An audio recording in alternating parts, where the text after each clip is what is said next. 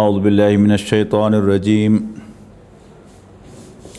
بسم اللہ الرحمن الرحیم یوم تری المؤمنین والمؤمنات یسعی نورہم بین ایدیہم وبایمانہم بشراکم اليوم جنات تجری من تحتها الانہار خالدین فیہا ذلک هو الفوز العظیم یوم یقول المنافقون والمنافقات للذین آمنوا انظرونا نقتبس من نورکم قیل ارجعوا وراءکم فالتمسوا نورا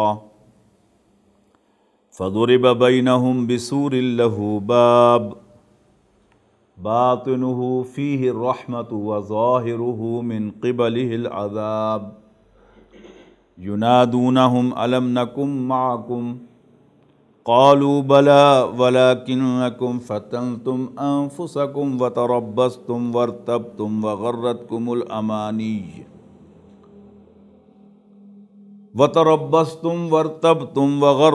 الأماني حتى جاء أمر الله وغركم بالله الغرور فاليوم لا يؤخذ منكم فدية ولا من الذين كفروا مأواکم النار ہی مولاکم وبئس المصیر الم یان للذین آمنوا ان تخشع قلوبهم لذکر اللہ وما نزل من الحق ولا يكونوا كالذين اوتوا الكتاب من قبل فطال عليهم الامد فقست قلوبهم وكثير منهم فاسقون اعلموا ان اللہ یحیی الارض بعد موتها قد بینا لکم الآیات لعلکم تعقلون ان المصدقین والمصدقات واقرضوا اللہ قرضا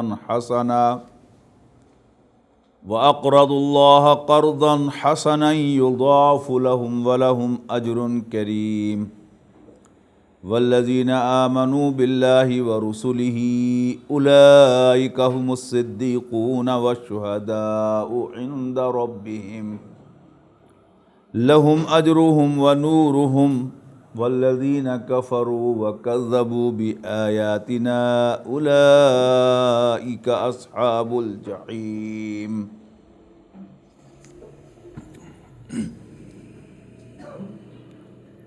حضرت جیسا آپ کو یاد ہوگا کہ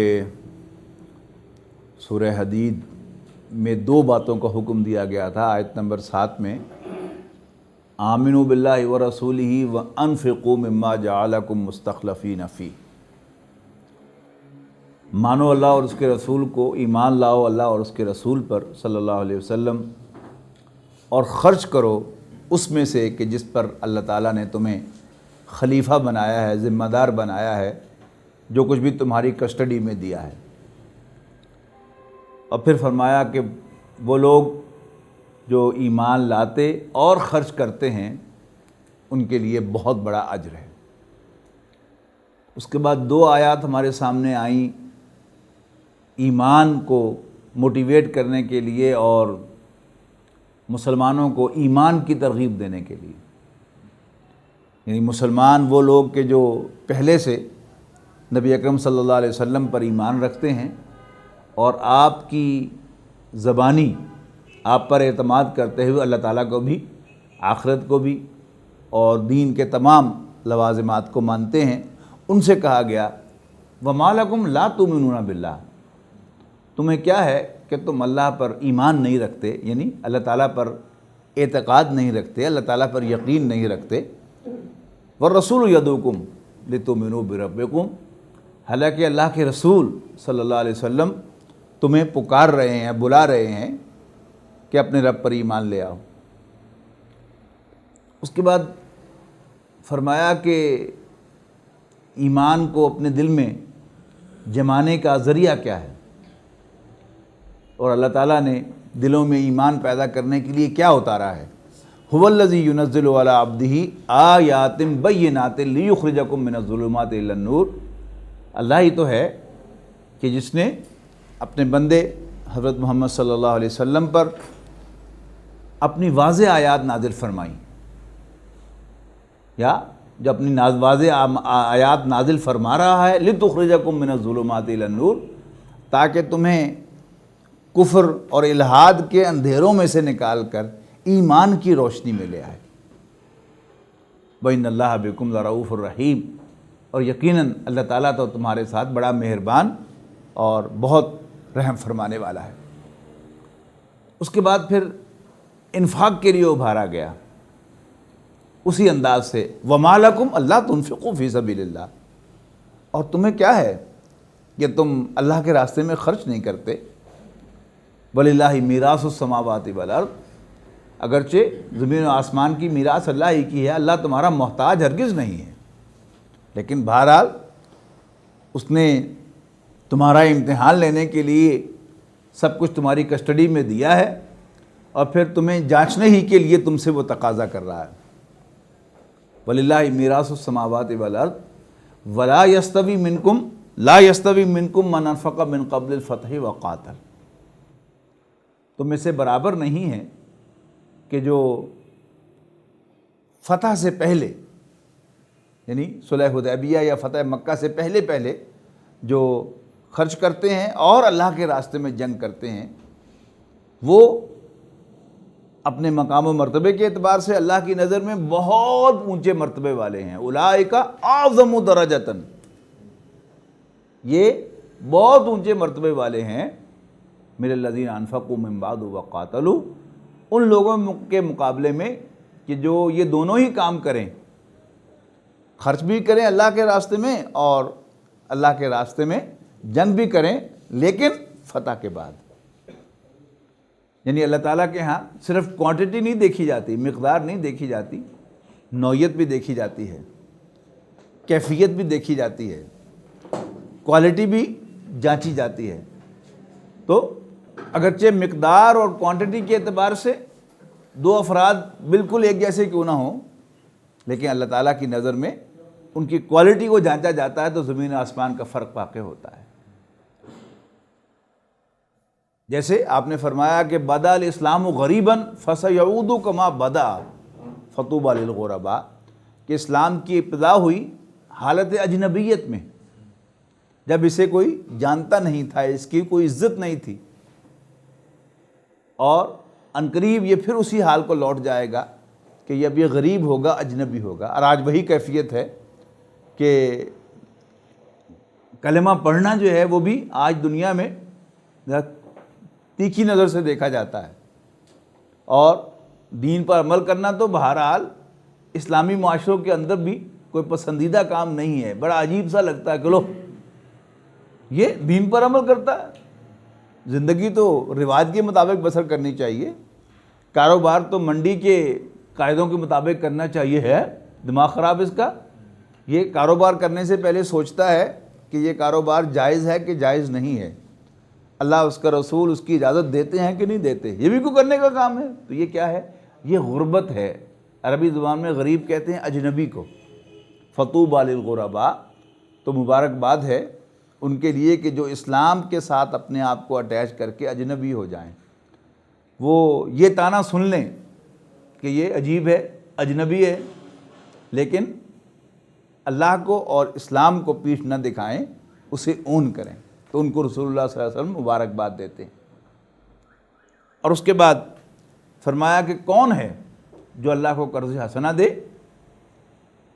کہ اللہ تعالیٰ اس کو اس کے لیے ملٹیپلائی کر دے، کئی گنا کر دے، وَلَهُ أَجْرٌ کریم، اور اس کے لیے عزت والا اجر ہو۔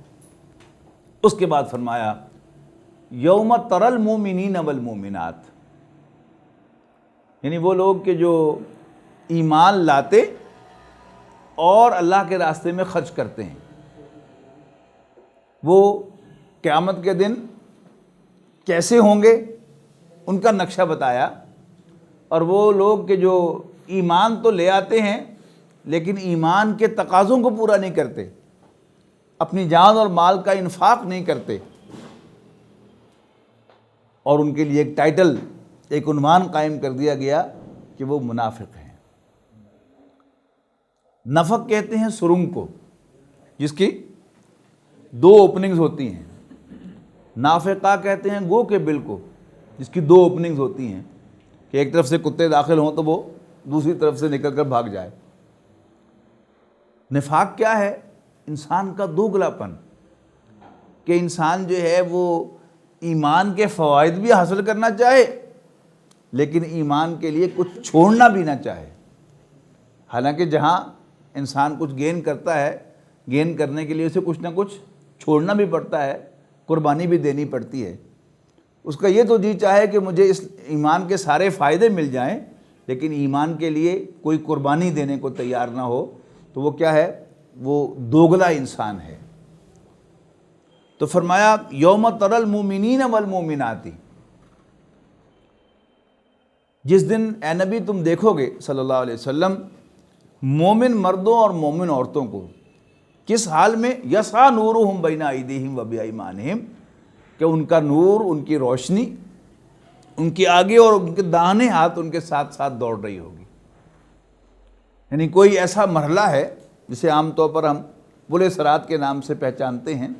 وہ عربی کا لفظ تو نہیں ہو سکتا کہ اس میں پے آ گئی ہے، لیکن بہرحال ایسی آیات جو ہیں وہ اس کی تائید کرتی ہیں کہ ہاں کوئی ایسا مرحلہ ہے جہاں گھٹا ٹوپ اندھیرا ہے اور بہت ہی پرخطر اور بہت ہی باریک راستہ ہے اور اس پر چلنا آسان نہیں ہوگا. لیکن اللہ تعالیٰ ایمان والوں کو اور ایمان کے مطابق اپنے داہنے ہاتھ سے مال خرچ کرنے والوں کو روشنی کے دو بیمز عطا کرے گا.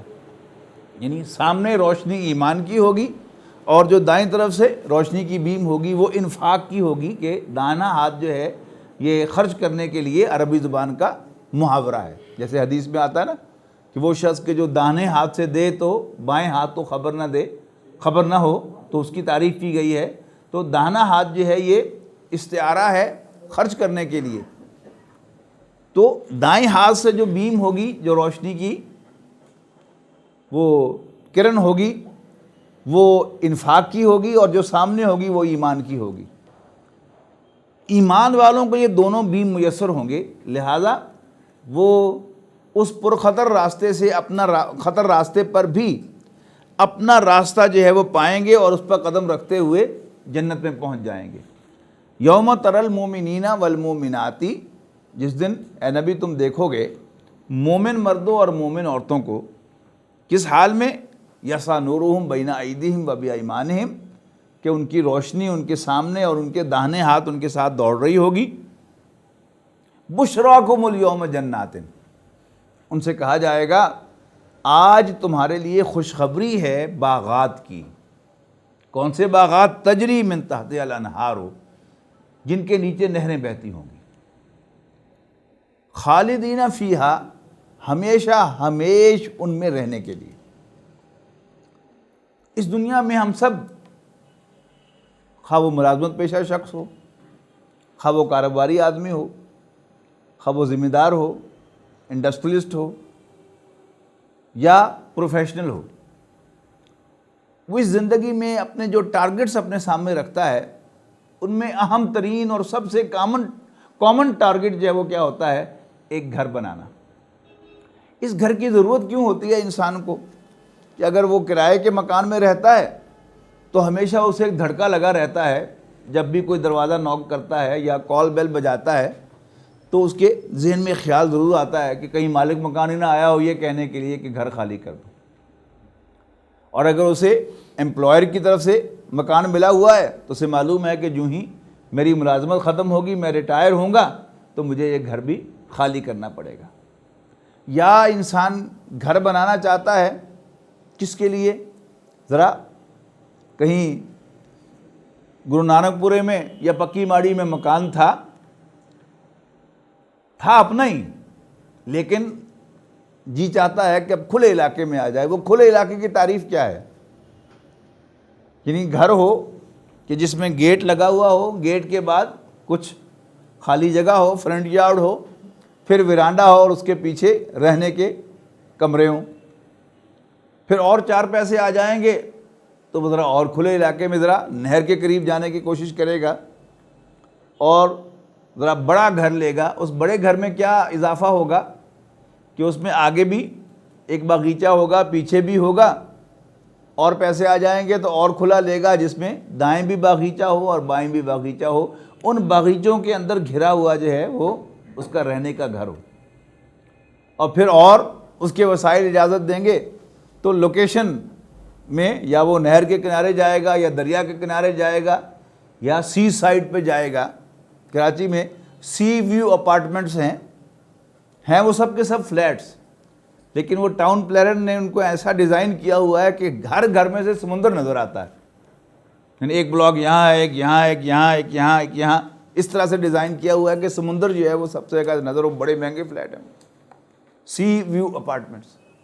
پھر اگر کوئی جھیل یا دریا یا سمندر نہ ملے تو پھر اپنے گھر میں ہی ایک جو ہے وہ جھیل بنا لیتا ہے، اور اس سے اس کے دل کی کلی کھلتی ہے کہ نیچے پانی نظر آتا ہے، پھر باغیچہ ہے، اور پھر اس کے اندر رہنے کا مسکن ہے۔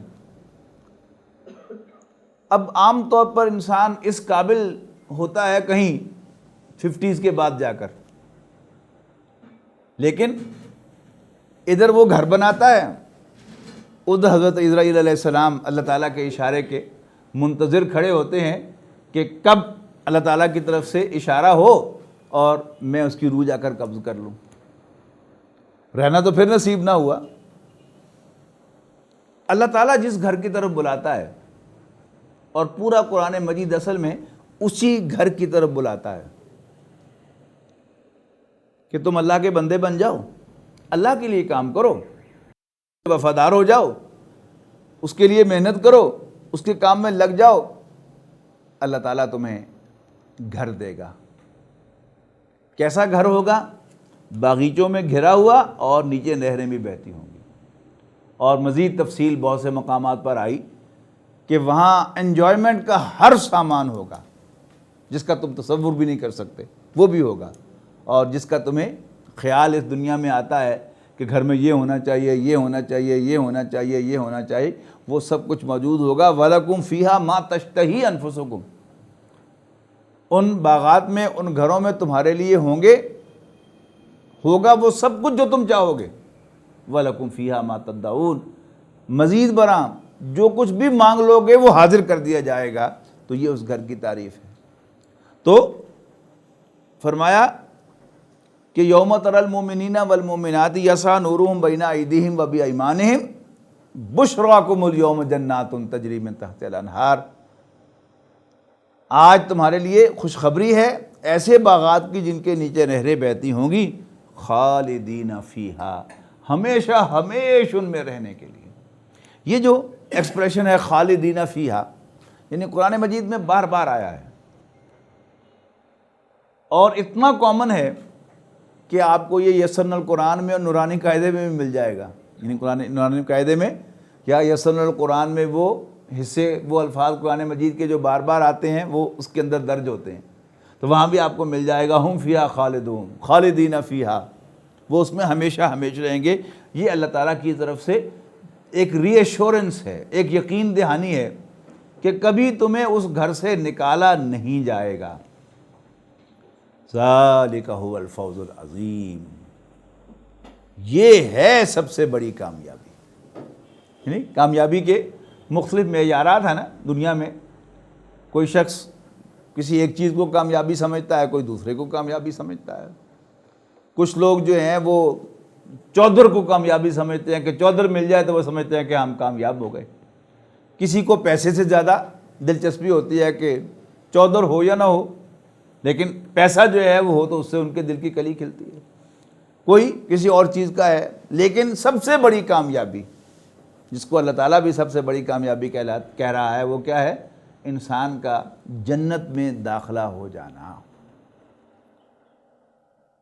یوم یقول المنافقون والمنافقات، اب مومنوں کے مقابلے میں منافقین، منافق کون ہیں تو کلمہ گو، لیکن وہ ایک مرض کا شکار ہو گئے، اور وہ مرض ہے نفاق۔ نفاق کے بارے میں عام طور پر ہمارے ذہنوں میں یہ غلط فہمی ہے کہ شاید منافق ہمیشہ دھوکہ دینے کے لیے اسلام لاتا ہے، یہ خیال غلط ہے۔ قرآن مجید بالکل ابتدا میں، یعنی پہلے پارے کے دوسرے ہی رکوع میں فرماتا ہے فی قلوبہم مرض فزادہم اللہ مرضا، ان کے دلوں میں ایک بیماری ہے اور اللہ تعالیٰ انہیں اس بیماری میں اور زیادہ دھکیل دے گا۔ ہم تفصیل سے سورہ منافقون میں یہ پڑھ چکے ہیں۔ تو ہوتا کیا ہے کہ ایک منافق جو ہے وہ ایمان تو لے آتا ہے، لیکن جب ایمان کے تقاضے سامنے آتے ہیں تو پھر وہ سٹیپ بیک کرتا ہے، وہ قدم پیچھے ہٹاتا ہے اور کوئی قربانی دینے کے لیے تیار نہیں ہوتا۔ اب اس کی تعریف آئی کہ اسی دن جب ایمان والوں کو اللہ تعالیٰ دو بیم عطا کرے گا۔ اب چونکہ منافق بھی کلمہ گو ہوتے ہیں، لہذا وہ ایک ہی جماعت میں، ایک ہی محلے میں، ایک ہی کمیونٹی میں دنیا میں رہتے ہوں گے، ایک دوسرے کو جانتے اور پہچانتے ہوں گے۔ اور ایمان والا جہاں اس کے اور بہت سے اوصاف ہیں، ایک وصف یہ بھی ہوگا کہ وہ بڑا کرٹیس ہوگا، بڑا ایک دوسرے کا خیال رکھنے والا، out of the way helpful ہوگا۔ لیکن قیامت کے دن چونکہ اسے اجازت نہیں ہوگی کسی اور کو کوئی چیٹ کرانے کی، جیسے امتحان کے اندر ایک طالب علم تو وہ ہوتا ہے نا جس نے پڑھا نہیں ہوتا، اس کو پرچہ حل کرنا نہیں آتا ہوتا، لیکن ایک دوسرا طالب علم جس کو پرچہ حل کرنا تو آتا ہوتا ہے لیکن وہ بڑا فراخ دل ہوتا ہے اور دوسرے ساتھ والے کو بھی بتا دیتا ہے، وہ پوچھتا ہے کہ فلانی چیز کا جواب کیا کہتا ہے یہ ہے۔ لیکن قیامت کے دن اس کی اجازت نہیں ہوگی۔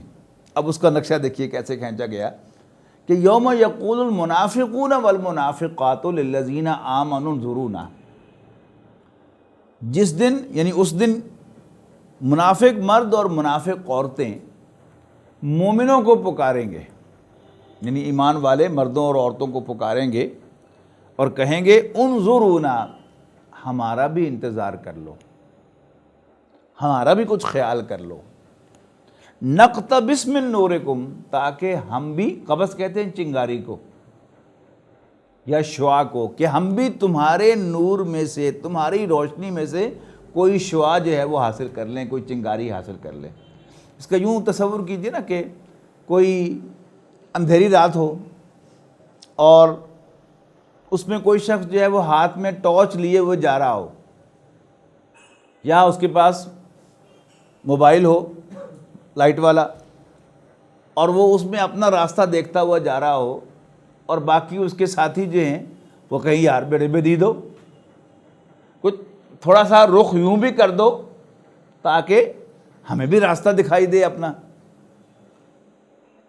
تو جس دن منافق مرد اور منافق عورتیں ایمان والوں سے کہیں گے، ان سے درخواست کریں گے انظرونا، ہمارا بھی انتظار کر لو، ہمارا بھی خیال کر لو، کچھ ہمیں بھی دیکھو، نقتبس من نورکم، تاکہ ہم بھی تمہاری روشنی میں سے کوئی کرن حاصل کر لیں۔ قیل ارجعوا وراءکم فالتمسوا نورا۔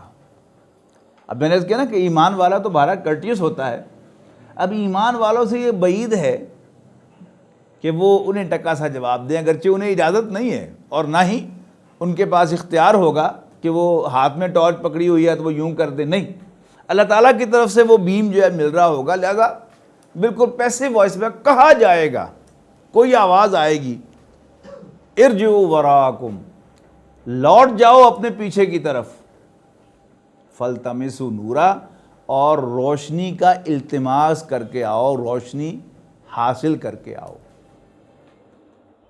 یہ روشنی نہ یہاں بکتی ہے نہ یہاں بانٹی جاتی ہے، یہ تو دنیا سے کما کے لائی جاتی ہے۔ ایمان والے یہ روشنی دنیا سے کما کے لائے ہیں، تمہارے لیے اگر واپس دنیا میں جانا ممکن ہے تو جاؤ واپس دنیا میں، ارجعوا وراءکم، لوٹ جاؤ پیچھے کو، فالتمسوا نورا، اور وہاں سے روشنی حاصل کر کے لاؤ۔ فضرب بینہم بسور لہ باب، اب وہی جو پل صراط کا نقشہ ہے کہ یہ جہنم کے اوپر سے ایک پل ہے جو بال سے زیادہ باریک اور تلوار کی دھار سے زیادہ تیز ہے، وہاں جس کو اللہ تعالیٰ توفیق دے گا وہی اس پر چل کر اس روشنی میں جنت میں داخل ہوگا، اور باقی جن کے پاس وہ روشنی نہیں ہوگی تو وہ جہنم میں گر جائیں گے۔ اچھا، اب جنت اور جہنم کے درمیان ایک فصیل ہے، فَضُرِبَ بَيْنَهُمْ بِسُورٍ، تو ان کے درمیان ایک فصیل حائل کر دی جائے گی، لہو باب، کہ جس کا ایک دروازہ ہے۔ یہاں دروازے سے مراد کھڑکی ہے کمیونیکیشن کے لیے، اس کا قرآن مجید کی کئی صورتوں میں ذکر ہے۔ باطنہ فیہ الرحمۃ، یعنی اس دیوار کے اندر کی طرف تو اللہ تعالیٰ کی رحمت ہے، وظاہرہ من قبلہ العذاب، اور اس کے باہر کی طرف اس سے پہلے عذاب ہے، یعنی جہنم کی آگ ہے۔ ینادونہم، اب اس کھڑکی میں سے یا اس دروازے میں سے کمیونیکیشن ہوگی۔ اللہ تعالیٰ نے خود یہ بندوبست رکھا ہوا ہے، لہذا یہ کمیونیکیشن ممکن ہوگی۔ منافقین ایمان والوں سے پھر کہیں گے، یعنی پہلے بھی انہوں نے کہا تھا کہ انظرونا، ہمارا بھی انتظار کرو، ہمارا بھی خیال کرو، لیکن اب منافقین جہنم میں گر گئے اور مومنین صادقین جنت میں پہنچ گئے، تو اللہ تعالیٰ ان کی کمیونیکیشن کا پھر بندوبست کرے گا۔ ینادونہم، منافقین ایمان والوں کو پکاریں گے اور حسرت کے ساتھ کہیں گے، الم نکم معکم، کیا دنیا میں ہم تمہارے ساتھ نہ تھے؟ ہم ہی ایک ہی جماعت میں تھے، ایک ہی کمیونٹی میں تھے، ایک ہی جگہ پر رہتے تھے، ایک ہی خاندان سے ہمارا تعلق تھا، اور تم اتنے بے مروت تو نہیں تھے، آج اچانک جو ہے اتنے بے دید تم کیسے ہو گئے؟ الم نکم معکم، کیا ہم تمہارے ساتھ نہ تھے؟ قالوا بلا، ایمان والے کہیں گے یس آف کورس، واقعی تم ٹھیک کہہ رہے ہو کہ تم ہمارے ساتھ تھے، لیکن ولکنکم فتنتم انفسکم، لیکن آج تم اس حال کو اس لیے پہنچے ہو کہ تم نے اپنے آپ کو فتنے میں مبتلا کر لیا۔ فتنہ کہتے ہیں عربی زبان میں آزمائش کو، یعنی اردو میں عام طور پر اس کو فساد کے معنوں میں لیتے ہیں، فتنہ و فساد، لیکن عربی میں فتنے کے معنی ہے آزمائش۔ وَلَٰكِنَّكُمْ فَتَنْتُمْ أَنفُسَكُمْ، تم نے اپنے آپ کو فتنے میں مبتلا کر لیا، آزمائش میں مبتلا کر لیا۔ مراد کیا ہے؟ یعنی قرآن مجید کے دوسرے مقام پر مال و اولاد کو فتنہ کہا گیا، انما اموالکم و اولادکم فتنہ، یقیناً تمہارے مال اور تمہاری اولاد تمہارے لیے آزمائش ہیں۔ اب وَلَٰكِنَّكُمْ فَتَنْتُمْ أَنفُسَكُمْ کا کیا مطلب ہوا کہ تم نے اپنے آپ کو مال و اولاد کی محبت میں گرفتار کرا لیا، یعنی مال کی محبت بھی فطری محبت ہے اور اولاد کی محبت بھی فطری محبت ہے، لیکن جب انسان ان محبتوں کو اپنے اوپر سوار کر لیتا ہے اور یوں ان محبتوں میں گرفتار ہو جاتا ہے تو پھر کیا ہوتا ہے؟ کعبہ میرے آگے ہے، کلیسا میرے پیچھے، ایمان مجھے کھینچے ہے تو روکے ہے مجھے کفر۔ اگلا سٹیپ کیا ہے؟ وَتَرَبَّصْتُمْ، پھر تم تربص میں پڑ گئے۔ تربص عام طور پر اردو تراجم میں گو مگو ترجمہ لکھا ہوا ہوتا ہے، وہ فارسی کا لفظ ہے، نہ ہمیں عربی آتی ہے نہ فارسی آتی ہے، تو اس کا آسان ترجمہ کیا ہے؟ اسٹیٹ آف انڈیسیژن، انسان کا ڈیسائیڈ نہ کر سکنا کہ میں کدھر جاؤں۔ کوئی واعظ سنا، درس قرآن سنا، جذبہ بیدار ہوا، خیال آیا کہیں واقعی مجھے اپنی سمت درست کرنی چاہیے، لیکن گھر جاتے جاتے پھر جو مال میں گیا، اولاد میں گیا، پھر ان کی محبت کا غلبہ ہو گیا اور پھر انسان واپس لوٹ گیا، پھر کوئی بات سنی، پھر ہوا۔ اچھا، ہوتا کیا ہے کہ پہلی دفعہ جب آپ واعظ سنیں گے، کوئی درس سنیں گے، کوئی دین کی بات سامنے آئے گی تو جذبہ زیادہ بیدار ہوگا، اور گھر جاتے تک وہ جذبہ برقرار رہے گا. گھر جا کے آپ پھر بدل گئے. اب اگلی دفعہ وہ جو وہی درس آپ دوبارہ بھی سنیں گے تو اب وہ اتنا زیادہ موٹیویٹنگ نہیں ہوگا آپ کے لیے, اتنا جذبہ بیدار نہیں ہوگا. بس ہوگا بھی صحیح تو گھر جانے سے پہلے ہی وہ جذبہ ختم ہو جائے گا. پھر ایک اور چانس آپ کو ملے گا, پھر جذبہ بیدار ہوگا اور پھر اٹھتے اٹھتے ختم ہو جائے گا. اور پھر سٹیج کیا آئے گی کہ پھر سن سن کے انسان سن ہو جائے گا اور پھر جذبہ بھی بیدار نہیں ہوگا. اب یہ بڑی خوبصورت سٹیجز یہاں پر بیان ہوئی ہیں. وَلَٰكِنَّكُمْ فَتَنْتُمْ أَنفُسَكُمْ, لیکن تم نے اپنے آپ کو فتنے میں مبتلا کیا. وَتَرَبَّصْتُمْ, جس کے نتیجے میں تم اسٹیٹ آف انڈیسیژن میں چلے گئے کہ فیصلہ ہی نہ کر پائے کہ جنت میں جا کے عیش کرنی ہے کہ یہاں عیش کرنی ہے. سٹارٹ تو ایسے ہوگا کہ جنت بھی مل جائے لیکن یہاں بھی عیش نہ ہمیں چھوڑنی پڑے. جبکہ ہم سورہ عنکبوت میں پڑھ کے آئے ہیں کہ حسب الناس ان یترکوا ان یقولوا آمنا وہم لا یفتنون, وہی لفظ فتنہ وہاں پر آیا ہے پیسو وائس میں, کہ کیا لوگ یہ سمجھتے ہیں کہ یہ کہنے کے بعد کہ ہم ایمان لے آئے ہیں چھوڑ دیے جائیں گے اور انہیں آزمایا نہیں جائے گا. وَلَقَدْ فَتَنَّا الَّذِينَ مِن قَبْلِهِمْ, ہم نے تو خوب آزمایا تھا ان کو جو ان سے پہلے ہو گزرے, تاکہ اللہ تعالیٰ سارٹ آؤٹ کرے کہ ان میں سے سچے کون سے ہیں جھوٹے کون سے ہیں. اور پہلے رکوع کے آخر میں واضح کر دیا کہ سچے سے مراد مومن اور جھوٹے سے مراد منافق. اور وہی منافق کی تصویر جو ہے وہ یہاں آ رہی ہے. یعنی منافقت کی اسٹیج پر کیسے پہنچتا ہے. نمبر 1, اپنے اوپر مال و اولاد کی محبت کو سوار کرنا. اگلا سٹیپ کیا ہوگا, پھر انسان فیصلہ نہیں کر پائے گا کہ جانا کدھر ہے.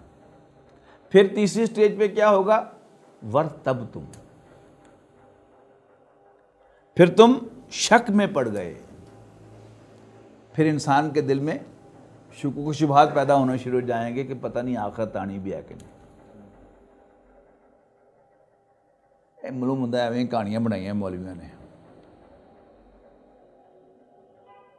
یہ کیا ہے, یہ شک کی سٹیج ہے.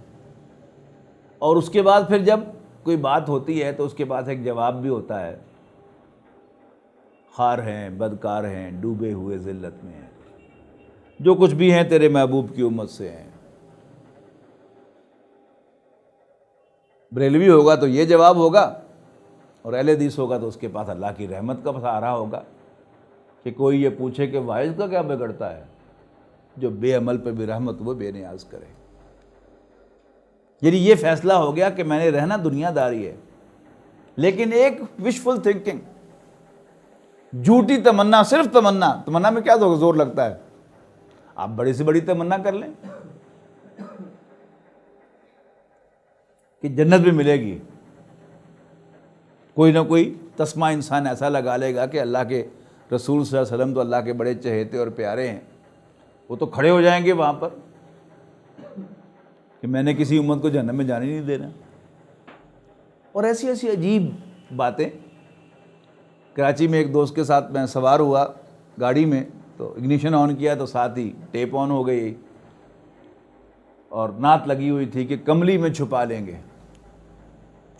تو میں نے ان سے کہا کس سے چھپا لیں گے؟ ہنس کے کہتے یہ تو کبھی سوچا ہی نہیں.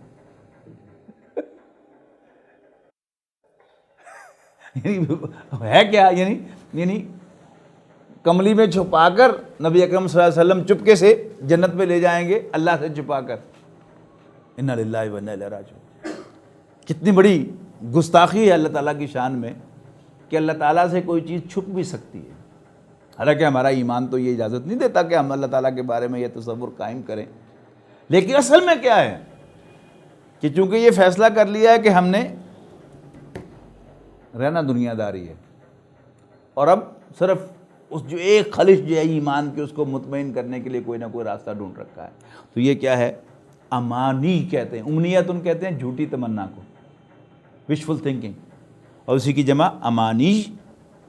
وغرتکم الامانی, اور تمہیں دھوکہ دیا جھوٹی تمناؤں نے, حتی جاء امر اللہ, یہاں تک کہ اللہ کا فیصلہ آ گیا، اللہ کا حکم آ گیا، یعنی تمہیں موت آ گئی۔ وَغَرَّكُمْ بِاللَّهِ الْغَرُورُ، اور تمہیں دھوکہ دیا انتہائی دھوکے باز یعنی شیطان نے۔ فَالْيَوْمَ لَا يُؤْخَذُ مِنْكُمْ فِدْيَةٌ، بس آج نہ تو تم سے کوئی فدیہ قبول کیا جائے گا، کوئی کمپنسیشن، کوئی گیو اینڈ ٹیک، ولا من الذین کفروا، اور نہ ہی کافروں سے کوئی فدیہ قبول کیا جائے گا۔ یعنی منافق جو ہے اپنے انجام کے اعتبار سے بالکل کافروں جیسا ہو جائے گا، یعنی جس کا ایمان قابل قبول ہوگا اللہ کے ہاں، اس کے لیے پھر بھی پروویژن ہوگی کہ اللہ تعالیٰ اس کو تھوڑی سزا دے کر پھر باقی کی معاف کر دے، کچھ کنسیشن دے دے۔ جیسے ہمیشہ ہوتا ہے، کوئی خوشی کا موقع، کوئی اہم دن، تو قیدیوں کی سزائیں معاف ہوتی ہیں نا، تو اللہ تعالیٰ جو ہے وہ تو بادشاہوں کا بادشاہ ہے۔ ایز لانگ ایز کسی آدمی کا ایمان اللہ کے ہاں قابل قبول ہے اور اس کو منافق لیبل نہیں کیا گیا، اس وقت تک اس کے لیے مغفرت کا دروازہ کھلا ہے۔ لیکن اگر منافق لیبل ہو گیا تو پھر اس کا انجام کافروں جیسا ہوگا۔ اور ہم اپنے گریبانوں میں جھانکیں تو ایسا معلوم ہوتا ہے کہ یہ ہماری تصویر ہے، یہ ہم ہی ہیں کہ جنہوں نے یہ ساری حرکتیں کی ہیں، اپنے اوپر مال و اولاد کی محبت کو سوار کیا ہے، ہم ہی اس تربص میں پڑے ہوئے ہیں، نہ ادھر نہ ادھر، کعبہ میرے آگے ہے، کلیسا میرے پیچھے، ایمان مجھے کھینچے ہے تو روکے ہے مجھے کفر۔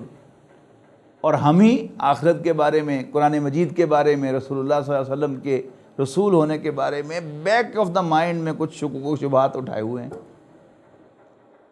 اور ہم ہی ہیں کہ جو وشفل تھنکنگ کا سہارا لے کر جی رہے ہیں۔ اصل میں کیا ہے، یہ شیطان نے ہمیں دھوکہ دیا ہے۔ فَالْيَوْمَ لَا يُؤْخَذُ مِنْكُمْ فِدْيَةٌ وَلَا مِنَ الَّذِينَ كَفَرُوا مَأْوَاكُمُ النَّارُ، بس آج نہ تو تم سے کوئی فدیہ قبول کیا جائے گا اور نہ ہی کافروں سے۔ مَأْوَاكُمُ النَّارُ، تمہارا ٹھکانہ آگ ہوگی، ہِیَ مَوْلَاكُمْ، وہی تمہاری دوست ہوگی، وہی تمہاری پشت پناہ ہوگی۔ وَبِئْسَ الْمَصِيرُ، اور وہ بہت برا ٹھکانہ ہے۔ اب اگر ہم اپنے گریبانوں میں جھانکتے ہیں تو اپنی تصویر معلوم ہوتی ہے، تو فوراً ایک سوال پیدا ہو گیا، از دیر اے وے آؤٹ، کوئی نکلنے کا راستہ ہے، کوئی ایگزٹ بھی ہے؟ اب اگلی جو 4 آیات ہیں اس رکوع کی، وہ اصل میں اس ایگزٹ سے بحث کریں گی کہ اگر تم اپنے گریبانوں میں جھانکو تو تمہیں اپنی تصویر نظر آئے، اپنے دلوں کو ٹٹولو تو تمہیں صاف محسوس ہو کہ تمہارے دلوں میں نفاق نے ڈیرے جما لیے ہیں، اور تمہارے دل میں خواہش پیدا ہو کہ کیسے میں اس کیفیت سے نکلوں، کہ میرے لیے کوئی نکلنے کا راستہ بھی ہے۔ جیسے وہ نبی اکرم صلی اللہ علیہ وسلم نے ارشاد فرمایا نا، بنی اسرائیل کے اس شخص کا واقعہ کہ جس نے 99 قتل کیے ہوئے تھے، تو خیال آیا کہ میرے لیے کوئی بخشش کا سامان بھی ہے یا نہیں، تو ایک کسی دیندار آدمی کے پاس گیا، وہ میرے جیسا نیم حکیم تھا، تو اس نے کہا لا حول ولا قوت الا باللہ، تو رات میں تو آیا ہے کہ جس نے کسی ایک انسان کو قتل کیا اس نے گویا پوری نوع انسانی کو قتل کر دیا، تمہارے لیے کیسے کوئی مغفرت ہو سکتی ہے؟ تو اس نے کہا چلو پھر سنچری پوری کر لو، اس نے اس کو بھی مار دیا۔ پھر چلا، کچھ عرصے کے بعد پھر خیال آیا کہ کچھ شاید کہیں سے وے آؤٹ نکل آئے، تو کسی اور کے پاس چلتا ہوں۔ وہ جو تھا وہ دین کی صحیح سمجھ رکھنے والا تھا، تو اس نے کہا بازا بازا ہر آنچے ہستی بازا، گر کافر و گبر و بت پرستی بازا، این درگاہ درگاہ نو امیدی نے 100 بار اگر توبہ شکستی بازا، کہ اللہ تعالیٰ تو بڑا غفور الرحیم ہے، تم نے جو کچھ بھی کیا ہو، بس اگر تمہارے دل میں ندامت ہے تو پھر چھوڑ کے آ جاؤ، اللہ تعالیٰ تو سب گناہ بخش دے گا۔ اس لیے کہ میں اور آپ کسی کو معاف کر بھی دیں نا، تو دل میں ایک ہوتا ہے کہ اللہ کرے کہ انہوں میں کوئی اس طرح دا کچھ ملے تو انہوں پتہ لگے کہ میں نے میرے کی تھی، یعنی چلو میں تو تم سے بدلہ نہیں لیتا، لیکن دل میں کیا ہوتا ہے کہ اللہ تعالیٰ تم سے بدلہ لے لے۔ کیوں؟ اس لیے کہ آپ نے میرا دل دکھایا تھا، میں جو مرضی کر لوں اللہ تعالیٰ کا میں کچھ بھی نہیں بگاڑ سکتا. لہذا اصل میں معاف کرنا ہے ہی اللہ تعالیٰ کی صفت. ہم تو جھوٹ موٹ کا معاف کرتے ہیں، اصل میں معاف نہیں کرتے. اللہ تعالیٰ جو ہے کیونکہ ہم اس کا بگاڑتے کچھ نہیں. اگر ہم خلوص کے ساتھ اللہ تعالیٰ کی طرف جو ہے وہ دیکھ لیں اللہ میاں معاف کر دے، تو اللہ تعالیٰ جو ہے اس کو معاف کر سکتا ہے. تو اس نے کہا کہ توبہ کر لو، اللہ تعالیٰ تو سب گناہوں کو بخش دیتا ہے. تو اس نے توبہ کر لی اور وہاں سے چلا اور جلدی اس کی موت واقع ہو گئی. ابھی وہ اپنی منزل تک بھی نہیں پہنچا تھا.